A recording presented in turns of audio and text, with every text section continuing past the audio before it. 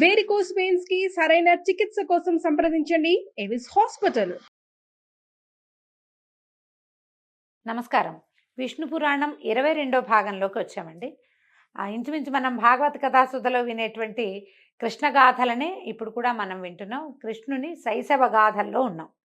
అయితే గోపకాంతల ఇళ్లలోకి వెళ్ళి పాలు పెరుగు వెన్న ముచ్చిలించి దొంగిలించి తిని పారేసి అల్లరి చేస్తున్నటువంటి కృష్ణగాథలని గోపకాంతలు వచ్చి యశోదాదేవికి చెప్తే, నువ్వు ఇళ్లలో ఇంట్లో ఉన్నట్టే ఉంటావు, ఎప్పుడు ఇలాంటి దుందుడుకు పనులు చేస్తున్నావు, మన ఇంటికి లేదా పోదా, ఎందుకు ఇతరుల ఇళ్లలోకి వెళ్తావని ఆవిడేం చేసిందట, ఒక తాడుతోటి కవ్వపు తాడుతోటి ఈ పెంకెగా ఉన్న కుమారుణ్ణి నడుం చుట్టి కొన ఒక రోలు కట్టి ఇక్కడే ఉండు అని ఇంట్లో పిల్లవాడిని ఇంట్లో కూర్చోబెట్టుకుని ఆవిడ లోపలికి వెళ్ళిపోయిందట వేరే పని చేసుకోవటానికి. ఈ కృష్ణుడు అదురుతూ బెదురుతూ తల్లిని మిగిలిన యాదవ పడుచుల్ని చూస్తూ తల్లి కొడుతుందేమో అన్నట్టుగా నటిస్తూ అందరూ చూస్తూ ఉండగానే ఆ రోలు ఈడ్చుకు వెళ్ళి ఇంటికి ఎదురుగా కొంత దూరాన ఉన్న ఒక జంట మద్ది చెట్ల దగ్గర మధ్యలో ఇంచి వెళ్ళాడట.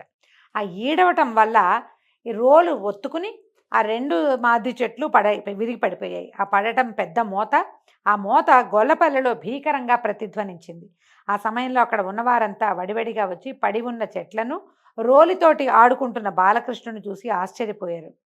అక్కడి కొంతమంది పడుచులు బెరబెర వెళ్ళి, ఓయమ్మ యశోద, నీ గారాల కొడుకు చూడు ఏం చేశాడో, ఆ రోలు ఇడ్చుకుపోయి ఈ మధ్య చెట్లను రెండింటిని పడగొట్టేశాడు, వాటి మధ్య ముద్దు ముద్దు మాటలాడుతున్నాడు, ఇంతటి చిన్నపిల్లాడు ఇలాంటి పనులు చేయగలడా, నీ కొడుకు సామాన్యుడు కాదమ్మా, వీడేదో రాక్షసుడు అని అరిచి చెప్పేసరికల్లా ఆమె పరిగెత్తుకుంటూ వచ్చిందట.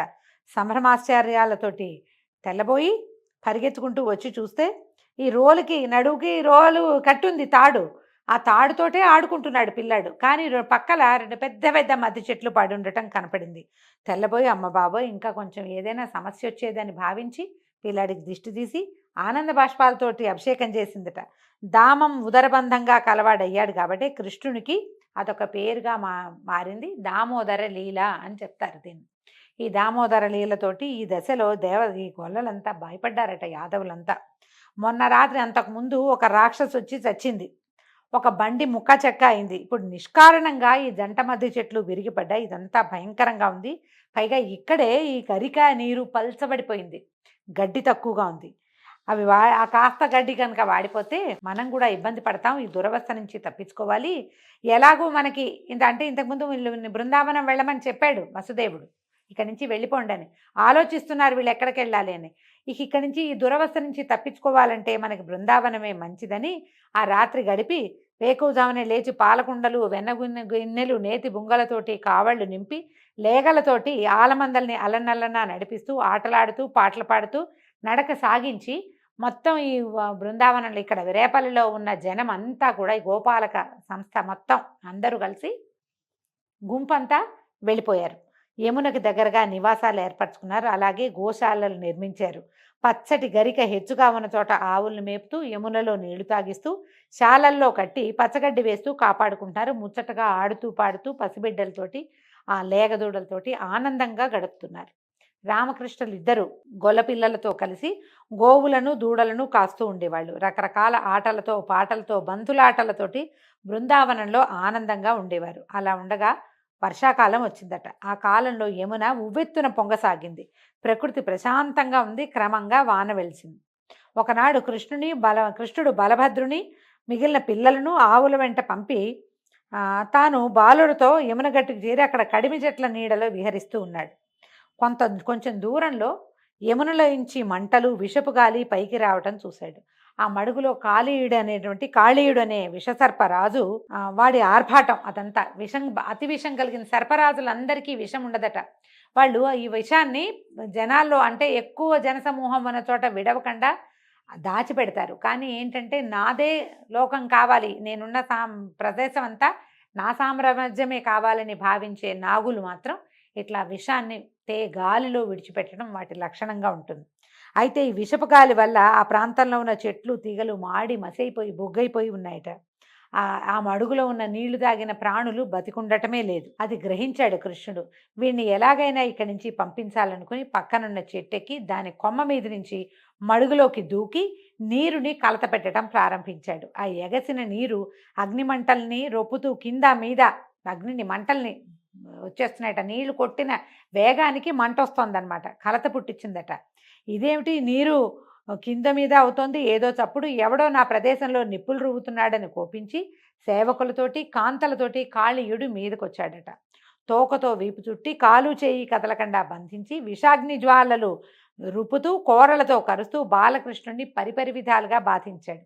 ఆ దశలో గట్టున చెట్టు కింద ఉన్నటువంటి గోపబాలురు భయపడి పరుగు పరుగున పోయి నందయశోదలకు శ్రీకృష్ణుని స్థితిని ఏడుస్తూ చెప్పారు. ఆ దుర్వార్త విన్నటువంటి యశోదానందులు ఉలికి బెంగబడి గబగబా యమునా తీరానికి వచ్చారు. వాళ్ళని అనుసరించి బలరాముడు, గోపబాలికలు, గొల్ల పెద్దలు ఆవురు బావురు మంటూ ప్రతివాళ్ళు ఈ మడుగులోకి ఎందుకు దిగాడు, పిల్లాడు ఏమైపోతాడోనన్న బాధతోటి పరిగెత్తుకుంటూ వచ్చారట. అక్కడ చూస్తే భయంకరమైన పాము పడగలతోటి చుట్టుకొని ఉన్న బాలకృష్ణుని చూసి చుట్టూతా ఉన్నవారంతా యశోదానందులు, తల్లులు, తండ్రి, బంధువులు, చుట్టాలు ఉన్నవాళ్ళంతా దుఃఖంతో ఏం చేయాలో తెలియక, సర్పాన్ని ఏం చేయాలో తెలీదు, దాని మీదకి ఏ రాయేసి కర్రేసి కొట్టినా అది పిల్లాడికి తగులుతుందేమో తెలీదు, ఏం చేయాలో తెలియక రోదిస్తూ నుంచున్నారట. బలభద్రుడు వాళ్ళని ఓదార్చలేక కృష్ణుడిని చూసి ఇట్లా అన్నాడట, నీ మహిమ తెలియలేక తల్లిదండ్రులు చుట్టాలు విలపిస్తున్నారు, చూడు ఎంతసేపు ఈ లీల కృష్ణ. భూలోకంలో ఉన్న దుష్టుల్ని సంహరించి ధర్మవర్తుల్ని సంరక్షించడానికి అవతరించినటువంటి ఆదినారాయణమూర్తివి ఇంకా విజృంభించి ఈ పాము గర్వాన్ని అణిచి బయటికి రా, వీళ్ళు దుఃఖంతో ఏమైపోతారో అన్నమాట వినేసరికి అది చిన్ని తమ్ముడు చిరునవ్వుతో చూసి శరీరాన్ని పెంచాడట. ఆ పాము ఇట్లా బిగించి ఉంది కదా, దాని కట్లు ఇట్లా పెద్దవైపోయి సాగిపోయి పటపటామాని పేలిపోయినాయట. వెంటనే కృష్ణుడు కాళీయుని తలల మీదకి ఎగిరి కాళ్లతో చిత్ర విచిత్ర గతులతోటి నాట్యం చేయటం ప్రారంభించాడు. 2 చేతులతోటి 2 తలలు పట్టి నడిమి తలపై నిలిచి పాదఘటనలతో పగిలేటట్టుగా తంతున్నాడట. తల పగిలి నెత్తురు కారుతూ బలహీనుడైన కాళీయుడు ఒకంత వెలితిగా అయిపోయాడు. ఏదో భయం వేసేసింది. అప్పటిదాకా ఏదో చేస్తున్నాడు, గట్టిగా బిగించి తోకతో కొట్టడానికి, కూరలతో కరవడానికి ప్రయత్నం చేస్తున్నాడు. ఎప్పుడైతే ఈ తలలు చితకొట్టబడుతున్నాయి, శరీరం సాగిపోతోంది అన్ని పక్కల నుంచి, దాంతో శక్తిహీనుడై వంగి లొంగి ఉన్న భర్తను చూసినటువంటి వాడి భార్యలు వాడిపోయిన మొహాలతోటి నాగకాంతలు 2-3 వచ్చి కృష్ణుని బతిమలాడుకున్నారట. దేవాధిదేవ వాసుదేవ దేవకీనందన సకలలోక జగ రక్షాదక్ష రక్షించు దేవా, లోకాలన్నీ ఆశ్రయించి ఉన్న నీ పాదాల బరువును అల్పబలుడైన ఈ నాగరాజు మోయగలడా? నువ్వు గజరాజువి, మా భర్త దోమగా ఉన్నాడు, మా మనవి మన్నించు, వాడి తప్పు క్షమించు, మాకు పతిభిక్ష అనుగ్రహించు అని దీనస్వరంతో ప్రార్థించేసరికి కరుణించి కృష్ణుడు కాళీయుని తోకలు వదిలిపెట్టాడట. కిందకి అడుగేశాడు. అప్పుడు నెత్తురు కక్కుతున్న నోటితోటి కళ్ళు మూసుకుపోయి ఆ కళ్ళు కనపడకుండా కళ్ళకి పొరలు కమ్మిపోయి బొంగురు గొంతుకుతోటి ఉన్న కాళీయుడు అన్నాడు, పద్మదళాక్ష, ఆనాడు నీ ఆజ్ఞని తలదాల్చి సముద్రంలోంచి నా భార్యలతో సహా వచ్చి నేను ఇక్కడ ఉన్నాను. నా వల్ల కలిగిన తప్పేముంది? కాగా నా జాతి పాపజాతి, నువ్వు నన్ను నా జాతిలో పుట్టించావు, నా జాతిని ప్రవృత్తిని అనుసరించి కదా నేను ప్రవర్తించేది, నా తప్పేముంది? సరే ఏదో ఒకటి అయ్యింది, ఇప్పుడు నన్ను ఏం చేయమంటావో ఆజ్ఞాపించమంటే కాళీయుని మాటలకు కరుణించిన కృష్ణుడు, నువ్వు ఇంక ఇక్కడ ఉండద్దు, ఈ ప్రాంతం నుంచి నీ వాళ్ళందరినీ వెంబడబెట్టుకుని సముద్రానికే పో, నీ పడగ మీద నా పాద చిహ్నాలు చూసినటువంటి గరుడు నిన్ను బాధించడు అని అనగా కాళీయుడు తన వారందరినీ తనతో ఉంచుకుని మడుగులోంచి బయలువెడలి సముద్రానికి చేరి దాంట్లోకి ప్రవేశించాడట.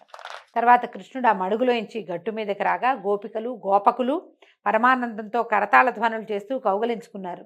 యశోదానందులు పిల్లవాడిని కావలించుకుని వాడి శిరస్సు మూర్కొని వీపు నిమిరి ముద్దులు పెట్టుకుంటూ ఆనందంగా సంతోషంగా పిల్లవాడిని ఎత్తుకుని గోకులంలోకి వెళ్ళిపోయారు. శ్రీకృష్ణుని సాహస కృత్యాన్ని ప్రస్తుతిస్తూ అందరూ గోకులంలోకి వెళ్ళారట. ఇలాగా రామకృష్ణులు గోపబాలుడితో కలిసి వింత వింత పనులతో వాళ్ళని వినోదింపజేస్తూ బాల్య చేష్టలతోటి ప్రవర్తిస్తూ గోపాలకురుగా ఉన్నారు. అయితే ఒకసారి గోపబాలుడితో కలిసి ఆలమందల వెంట వెళ్ళి ఒక తాటివనానికి చేరారట. ఈ తాళవనం కథ మనం భాగవత కథాస్తుతులు కూడా చాలా విశేషంగా వినపడుతుంది. విష్ణు పురాణంలో కూడా అదే విశేషంగా చెప్పబడింది. పశువులను మేతకు విడిచి తాము తాటి చెట్ల కింద కూర్చున్నారు.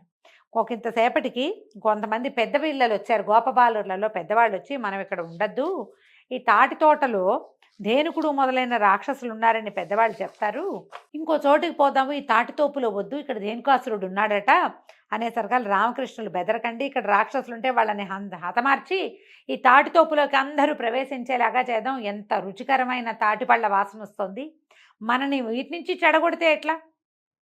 తాటిపళ్ళని ధేనుకాసురుడు తిండు, మనం తింటాం, మనం తినవలసిన ఆహారం ఉన్న చోటికి మనకి వెళ్ళే అవకాశం ఉండాలి, కాబట్టి ఇక్కడ అడ్డం ఉన్న వాళ్ళందరినీ నేను సంహరిస్తానని చెప్పి మేము సంహరిస్తామన్నారు అన్నదమ్ములు ఇద్దరు.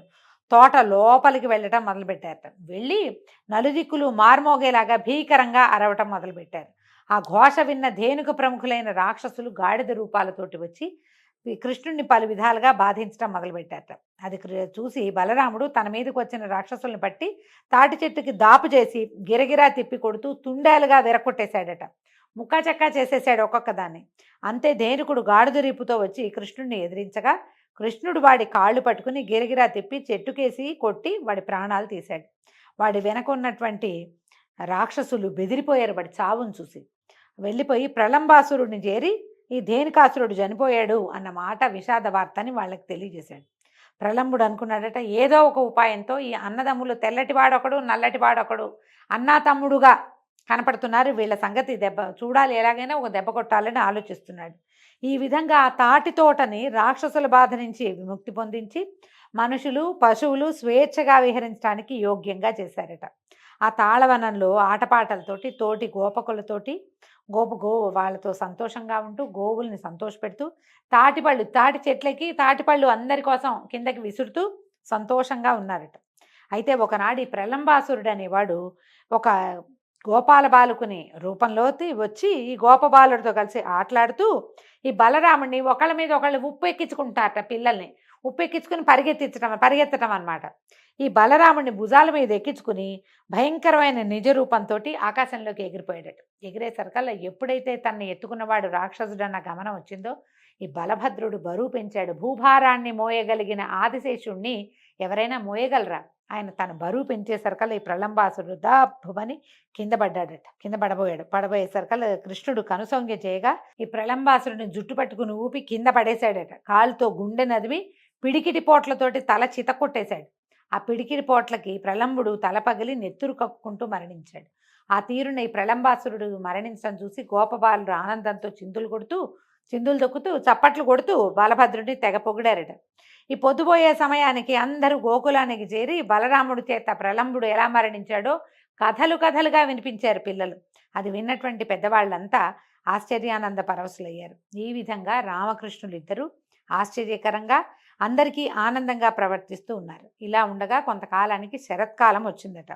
అప్పుడు నందాదులు ఇంద్రప్రీతిగా యాగం చేయాలని సంకల్పించి దానికి కావలసిన సామగ్రి అంతా సమకూర్చుకుంటుంటే కృష్ణుడు నందుడిని అడిగాడట, తండ్రి, ఏమి కోరిక ఇంద్రుని కూర్చి మీరేదో చెయ్యాలనుకుంటున్నారు, ఏ కోరికలతోటి అని ప్రశ్నించేసరికి నందుడు ఏమన్నాడంటే, ఇంద్రుని మాటపై మేఘాలు సమృద్ధిగా వాన కురుస్తాయి, దానివల్ల భూమి సస్య సమృద్ధితోటి రాణిస్తుంది, పంటలు సంతృప్తిగా ఉంటాయి, దానివల్ల ప్రజలంతా సుఖంగా జీవిస్తారు, దేవ సంతర్పణలు ఏ లోపము లేకుండా జరపాలి, దానివల్ల ఆవులు పచ్చటి గరికని కడుపు నిండా మేసి కడవల నిండా పాలిస్తాయి, ఏ విధంగా ఎలాంటి కొరత లేకుండా మన జీవితాలు గడుస్తాయి, కాబట్టి లోకోపకారకంగా ఏటేటా ఇంద్రోత్సవం చేస్తాను నాయన, నిరుడు కూడా చేశాను, నువ్వు ఇప్పుడు చిన్నపిల్లాడివి కాబట్టి నీకు తెలియలేదు అంటే ఈయన ఏమన్నాడు కృష్ణుడు, ఇంద్రుడికి కోపం వచ్చే ఒక మాట అన్నట్ట, అయ్యా దైవం నిర్ణయించిన ప్రకారం జీవితాలు గడుస్తాయి, కాగా వారికి ధర్మశాస్త్రం నిర్ణయించినట్టుగా నడవాలి, మనకి గోవుల్ని పెంచడం వాటి వల్ల బతకటమే ప్రధానం, ఆ విధంగా ప్రకృతికి సంబంధించి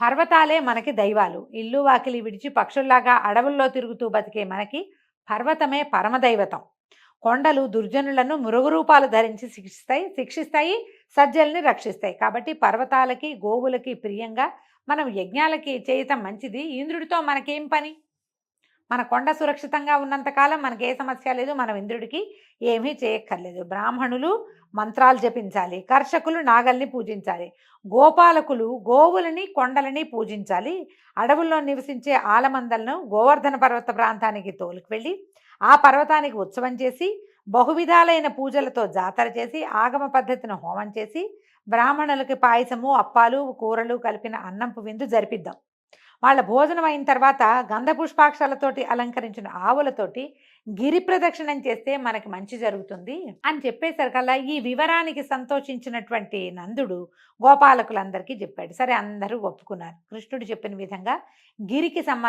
గోవర్ధన గిరికి సంబంధించిన యజ్ఞాన్ని నిర్విఘ్నంగా చేశారు. తర్వాత గోవులతో వృషభాలతో కలిసి ఆటలాడుతూ పాటలు పాడుతూ చప్పట్లు చరుస్తూ గిరి ప్రదక్షిణం చేశారట. అప్పుడు ఈయన ఏం చేశాడట కృష్ణుడు, ఆ కొండ శిఖరాన తన రూపం అందరికీ కనిపించేలాగా చేసి క్షేమంకరంగా ఫలితాలు ఇచ్చాడు. అందరితో కలిసి గోకులానికి కూడా వచ్చేసాడు. వీళ్ళ గోవర్ధనగిరి పూజ విధానం పూర్తయ్యాక ఇంద్రుడు నందుడు చేసిన అపరాధానికి కోపించి ప్రతిక్రియ చేయాలని సంకల్పం చేసి మేఘగణంలో సంవర్తక మేఘాన్ని రప్పించి వెళ్ళు, బృందావనం పక్కనున్న గోకులంలో అందరికీ అపాయకరంగా ఎడతెరిపి లేని రాళ్లవానని కురిపించమని పంపించాడు. ఆ మేఘం తన గణంతో కదిలి గోకులంపై శిలావర్షం కురియటం ప్రారంభించింది. మెరుపులు, ఉరుములు, పిడుగులు దశ దిశలా వ్యాపించాయి. ఆ దాడికి గోకులం అవాచ్యమైన బాధకి గురికాగా కృష్ణుడు నందాదులకి ధైర్యం కలిగించి తనకు చేసే యజ్ఞం చేయలేదని ఇంద్రుడు చేసిన చెడ్డ పనిది, భయపడకండి అంటూ అందరూ పోయేలాగా ముచ్చటగా మాట్లాడుతూ గోవర్ధగిరిని అవలీలగా మీదకి ఎత్తి గొడుగులాగా పట్టుకున్నాడట. అదే ఎడమ చేతిలో అవలీలగా అనాయాసంగా ఎడమ తాటాకు గొడుగులాగా ఆ కొండ ఉండగా గోపాలకులు గోవులు కూడా దాని కింద ఏ చీకు చింత లేకుండా హాయిగా ఉన్నారు. ఆ విధంగా 7 దినాలు ఏకధారగా సంవర్తక మేఘం కురిసినటువంటి వడగళ్లవాన ఏమీ చేయలేకపోవటం చూసి సిగ్గుపడ్డాడట ఇంద్రుడు. చింత కలిగిన మనసు కలిగిన వాడై మేఘాలని వెనక్కి తప్పించాడు. చూశాడు కృష్ణుడు మేఘాలు వెళ్ళిపోయినాయి వెనక్కి, వాన తగ్గిపోయిందని. అందరినీ బయటికి పంపించి కొండని మెల్లిమెల్లిగా మళ్ళీ కిందకి దింపేశాడట.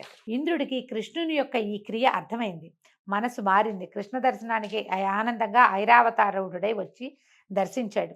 ఆ సమయంలో ఎవ్వరికీ కనిపించక గరుడు గగన రంగాన నిలిచి ఎండ తగలనట్టుగా కృష్ణునికి గొడుగులాగా రెక్కలు విప్పి పట్టాడట.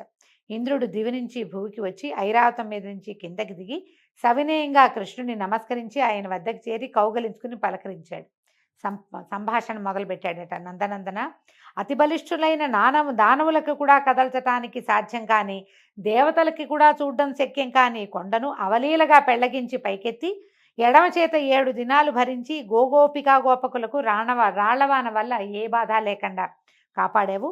ఇలాంటి ఆశ్చర్యకరమైన విషయాన్ని ఇంత చిన్నతనంలోనే చేశావు. తిరిగి పెద్దవాడు దుష్ట శిక్షణ చిగురంతా చేస్తావంటే మొత్తం సమూలంగా దుష్ట శిక్షణ చేస్తావని నాలో విశ్వాసం పెరిగింది. కాబట్టి లోకాలు మెచ్చేలాగా గోవర్ధనగిరిని గొడుగులాగా బట్టి గోపీ గోపకులను కాపాడావు గనక నీకు గోవిందుడనే పేరొకటి నామభూషణం అగుగాక. గోవిందుడు అంటే ఈ మొత్తం గోకులాన్ని రక్షించినవాడు అని పేరును నీకు సార్థకము అవుగాక. అలాగే ఇటు సురులకు సమయానుసారంగా సంరక్షకుడవు కావాలని నేను ఉపేంద్రుణ్ణి చేస్తున్నాను, సమ్మతించు అని ఐరావతం చేత పవిత్రోదకాలు తెప్పించి కృష్ణుణ్ణి అభిషేకించాడు. ఆనాటి నుంచి కృష్ణుడు గోవిందుడుగా ఉపేంద్రుడుగాను ప్రసిద్ధ నామధేయుడయ్యాడట. ఆ సమయంలో గోవులు ముందుకొచ్చి కృష్ణునకు క్షీరాభిషేకం చేశాయి. దేవతలు, యక్షులు, గంధర్వులు, కిన్నరులు, కింపురుషులు గగనతలాన నిలిచి పుష్పవృష్టిని కురిపించి జయ జయధ్వనులతో భేరీ మృదంగాది వాద్యధ్వనులతో భూనభోంతరాళాలు మార్మోగించారు. తదుపరి ఇంద్రుడు ఏకాంతంగా కృష్ణుడితో ఇట్లా అన్నాడు. అయితే ఇంద్రుడు ఒక మాట చెప్పాడట. ఇప్పుడు కేశవ, భూభారం తీర్చడానికి నీవు ఇలపై జన్మించిన నాడు నీకు తోడుగా ఉండటానికి నా అంశతో కుంతికి ఒక కుమారుడు కలిగాడు. అతడి పేరు అర్జునుడు. సమయానుసారంగా వాడికి యుద్ధాలలో ఎలాంటి ప్రమాదము రానిక కాపాడుతూ ఉండమని కోరుకున్నాడట. ఇంద్రుడి మాటలు విన్న కృష్ణుడు, మహేంద్ర, నేను ఎరుగుదును, అర్జునునకు నా చేయూత ఎప్పుడూ ఉంటుంది. అంతేకాదు పాండవులకు కౌరవులకు ఒక కలహం చెలరేగబోతోంది. అప్పుడు నేను పాండవ పక్షాన ఉండి కౌరవులను పాండవుల చేత నేల కూల్పిస్తాను. వారి కీర్తి శాశ్వత స్థాయిగా ఉండేలాగా చేస్తాను. ప్రస్తుతం ఈ కంసాదుల్ని కడతేర్చాలి. తర్వాత పాండవుల సమయం, ఇప్పుడు కాదు. దుష్ట శిక్షణ, శిష్ట శిక్షణ తప్పకుండా జరుగుతుంది. నువ్వు అర్జునుడి కోసం ఎటువంటి కలతా పడద్దు అని చెప్పిది ఈ ఇంద్రుడట. అంటే మరి దీన్ని ఎందుకు చూపించారో, ఇది జరగబోతోందని చెప్పించారనమాట. కృష్ణుడికి తెలియకుండా ఏం జరిగింది? ఆయనే ఆజ్ఞించాడు. మహావిష్ణువే దేవాదులందరినీ భూలోకంలో జన్మించండి అని చెప్పాడు కదా. వాళ్ళ అంశమాత్రాలతోటి కుమారులుగా కొంతమంది జన్మించారు. అయితే ఇంద్రుడు ఆనందంగా శ్రీకృష్ణుని వేడుకొని ఆయనకి నమస్కారాలు చేస్తూ వెళ్ళిపోయాడట. కొంతసేపటికి గొల్లల పెద్దలు కృష్ణుని వద్దకు వచ్చి, కృష్ణ, దేవతలు కూడా చేయలేని పనులు ఇంత చిన్న వయసులో నువ్వు చేయటం ఆశ్చర్యంగా ఉంది. అంతకంతకు తేలికగా పైకెత్తి గొడుగులాగా పెట్టి ఈ గోవర్ధనగిరిని మమ్మల్ని అందరినీ రక్షించావు. అయితే నువ్వు ఎవరో చెప్పు అని అడిగితే అప్పుడు శ్రీకృష్ణుడు తన అవతార విశేషాన్ని మాయా విలాసంగా ఈ గోకులంలో ఉన్న పెద్దలకి తెలియజేశాడట. అయితే మాయ అవటం వల్ల వాళ్ళు తెలుసుకున్నా కూడా తర్వాత మళ్ళీ మర్చిపోయి కృష్ణుడు తమవాడని, తమ ఇంట నందుని ఇంట పుట్టిన పసివాడుగానే భావించి ఆ విష్ణుమాయా విలాసంలో తేలిపోతూ ఉండిపోయారట. దీంతో ఈరోజు కథ పూర్తయిందండి. రేపు ఉదయం మళ్ళీ తర్వాయి భాగంతో కలుసుకుందాము. నమస్కారం.